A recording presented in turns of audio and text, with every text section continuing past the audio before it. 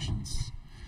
We are joined by the Penn State Nittany Lions, head coach Micah Shrewsberry, Jalen Pickett, Seth Lundy, and Kebba Njie. We'll start with an opening statement from Coach Shrewsberry, then we'll take questions for the student athletes. Coach. And Indiana's a really good team.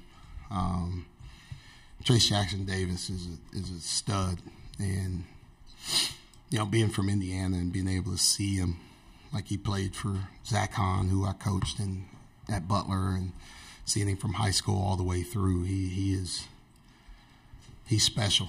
He's special, and for us to be able to play this way against this caliber of team, I thought, until a certain point towards the end of the game, I thought our defense was fantastic today. Just happy for these guys, proud of these guys. We get a chance to play again tomorrow. Questions for the student athletes, please raise your hand and we'll get a mic to you. Start over there with Tom, then we'll come to Abby.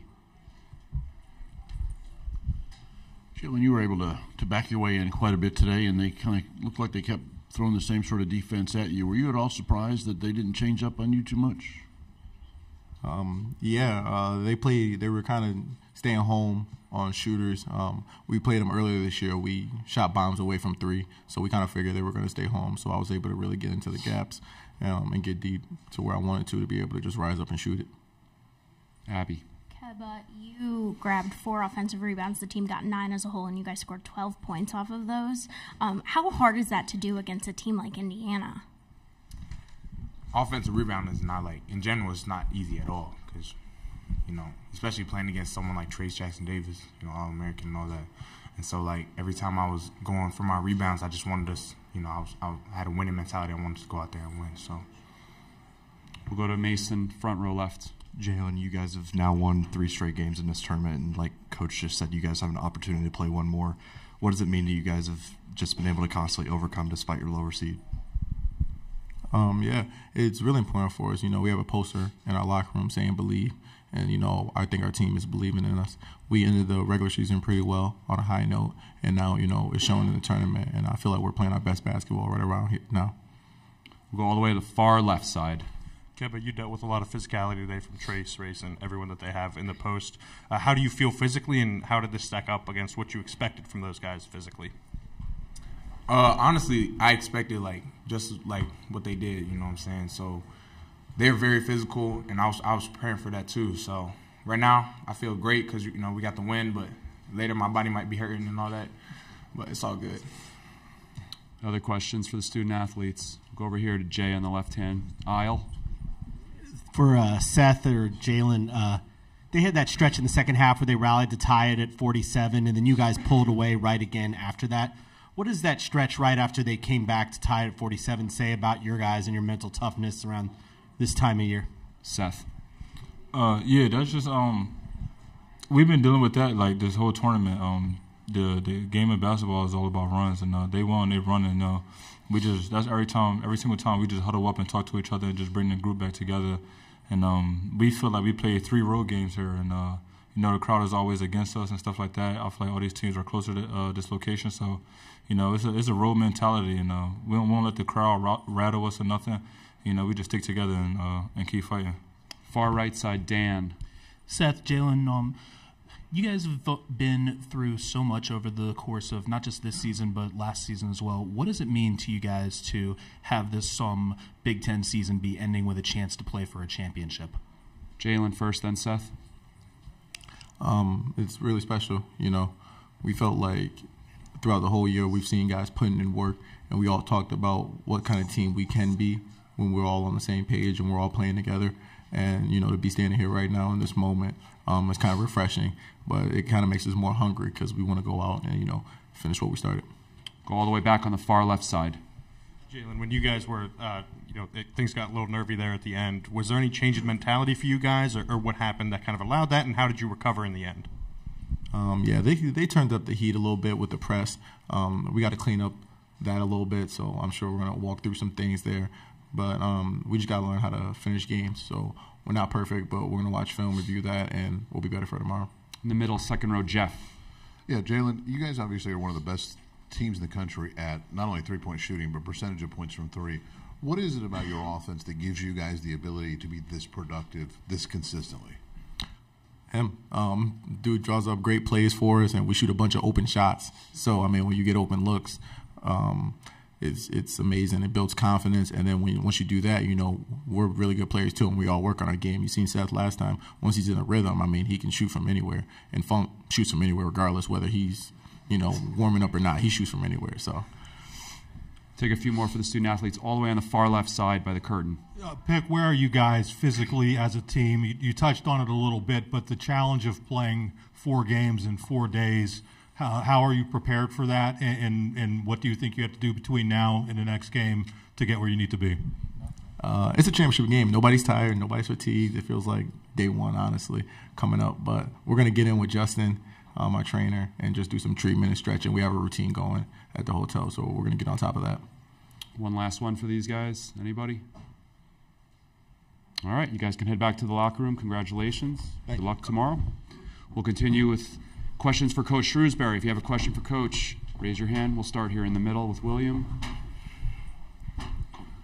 Hey, Coach. Hood Shafino, 4 of 13 from the field. You guys really shut them down. What are some things you did to prepare for them, and how do you feel like you guys guarded them today? I think our ball screen defense has been pretty good here recently, and we're just trying to be aggressive, trying to be disciplined, trying to get guys in the tough spots. He's really good in the mid-range, and he makes a bunch of those shots, but we tried to bottle him up and always have somebody there to contest it when he got there and tried to keep him away from the rim as much as possible, you know, which is a tough task, all while trying to keep Trace away from the rim. But I thought our rotations were really good. I thought we were pretty crisp in it, and, you know, we're playing our best basketball right now. Abby on the right side. Coach, you had a little bit of free throw trouble yesterday, but today you only missed 3, going 23 for 26. Did you guys talk about that at all after the game, or what do you think was different? No, nothing. We're a really good free throw shooting team. The first couple games they weren't us, so I didn't even mention it. I didn't even talk about it. You just let these guys play, and they step up and make shots. That's what they do. They work on their games. They can step up and make shots, you know, under pressure, no matter what happens. And then my college coach, Mike Beitzel, texted me last night. He said, don't talk about it either. So I follow his orders at all times. Far left side, Zach. Coach, I recognize, forgive me, I'm sort of asking for trade secrets a little bit here, but I guess when you play Indiana, it's twice now you've really seemed to be able to switch them into some disadvantageous defensive matchups. I know they played 2 bigs a lot of the time, so maybe that's part of it, but what allows you as a team that can spread them out to get them into those situations where they're not where they want to be defensively? We do it to everybody, right? It's not just Indiana. That's how we play. That's how we play. We play off a lot of movement. We play off a lot of screens. And then we get to a certain point in the game where we just hunt matchups. And, I believe in our guys and what they're able to do. So, Pickett can get the matchup he wants to go to the post. Cam can get the matchup and ISO it. Seth can do the same thing, Kanye. So we got a bunch of different guys that can make plays one-on-one, but it also forces you to, if those guys are beating somebody off the dribble, you either got to help or we're getting a layup. Now once you help, we're kicking that ball out. Now you're chasing us around and we're spraying it around, and that's where we get a bunch of our threes. We're going to stay on the left side, Dana. Micah, when Jalen went into the portal, what was it about him that you liked, number one? And then after you had him for a year last year, how did you kind of change your offense to really utilize his strengths? It was really important for me trying to build a program. Guards win. You need really good guards to win. And he was one of the best guards in the portal. So we had to try and find somebody. After watching him, looking at his numbers, talking to him, he was such a smart player. His basketball IQ is really high. He loves the game of basketball, which is like, I'm 46, but when I was on the bus riding with my teammates, that's all we were talking about was basketball. Kids are different these days. Not everybody's talking about basketball like that on bus rides. Jalen Pickett is. He's watched whatever games are on TV, college, pro, whatever. He works on his game all the time. He loves the game. He got a high basketball IQ. Whatever situations come, or he's seen different defenses, he can handle them and adjust during the game without, us having to call a timeout and instruct him what to do. I think that's the biggest thing. He's so smart. He understands the game, and he loves it, and he wants to be really good, and he wants to win. Right side middle, second row. Coach, you've gone on this unbelievable run, and going into tomorrow's game, you're playing against Purdue in the championship against Matt Painter, a guy you've asked for advice and coached for before. What's that feeling knowing against you're going against him? It's never fun, right? Because they beat our brains in every single time we've played them. But it's like the friendliest of rivalries. That he's a guy that I call and I talk to all the time, and despite us being in the same league, we're talking about things throughout the year. We're helping each other. We're helping each other. He's helping me. So I'm always indebted to him, and I owe a lot of gratitude to him. He showed me in my years there how to run a college basketball program, how to do it the right way, how to recruit the kids that fit your system. So it's fun. It'll be a great challenge. We gotta be ready. We gotta be physical. We gotta play good offense. But we're gonna fight. We're gonna compete, and that's what I love about our guys. Left side, Sam.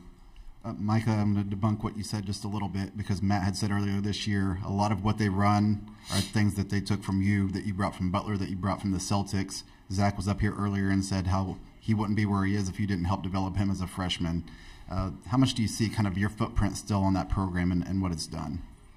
Man, I don't know about that. They're just being nice, right? That's his program, right? He's been doing great things for so long. I just wanted to be a small part of it. And Brandon Brantley's putting in the real work with Zach. But those are my guys, man, players and coaches. But I know, the how we are, we're going to go after each other. We're going to go after each other. And then when it's over, then we'll be back to friends. So, they run really good stuff. We got to be good defensively. We got to be really good defensively. We got to score. We got to score so we can have some confidence. Far right side, Dan. Micah, you touched on how much of a matchup nightmare Trace is. What does it say about Kebba and Miles fighting him for 40 minutes and having such a strong performance today? I was so impressed with Kebba, right? He starts games and he doesn't always play big minutes because we downsize a lot. But ever since we lost at Nebraska, he had 4 or 5 offensive rebounds there, and we're 363 in the country in offensive rebounding. But he something flipped the switch for him right there. Maybe it was the first time through the league and the physicality that he had to play with and the effort, and he totally flipped the script. And since that game, he's been lights out. He might not always score, he might not always do things, he might still mess things up, but he's been going to the glass. He's been getting us extra possessions, and those have been huge. He battled, he fought down there in the post, and so I'm just happy for him, man. He probably has no idea what he just did and who he was guarding. We'll go on the far left side, then we'll finish with Julian. Micah, it was reported today that you're one of the leading candidates at Georgetown, that Notre Dame is interested. Have you or your agent spoken to either of those programs, and can you comment on those reports? Yeah, you know what, you know me, John. I'm basketball season is going on. I'm completely tunnel vision on our team and state high basketball, right? I missed my kids' game today. They won by 40. Shout out State High. Moving on, Little Lions moving on to the state tournament. But that's all I'm focused on. I'm happy to be here, right? Nobody wanted me a few years ago. I'm happy to be here. I love our guys. We're going to prepare to play for a championship tomorrow. Julian, we'll finish with you. Coach, how do you separate? We talked earlier about Matt Painter, but how do you separate the fact that, you guys are going for a championship, but yet this is a friend, this is a colleague, this is somebody who hasn't won since 2009, and you're in the way. How do you separate that? It's easy because we're both competitors, right? I'll see them in the hallway and we'll joke and we'll laugh and we'll shake hands when they announce our names, and then we're tooth and nail. We're going to fight each other. Like, we both love to win. We both hate to lose. So in that moment, that's all we're focused on. That's all we're focused on. I would love it if he felt a different way and was like, hey, why don't you guys go ahead and win? We're not going to show up tomorrow. All right. Thank you. Congratulations. Thank you, guys. Good luck tomorrow.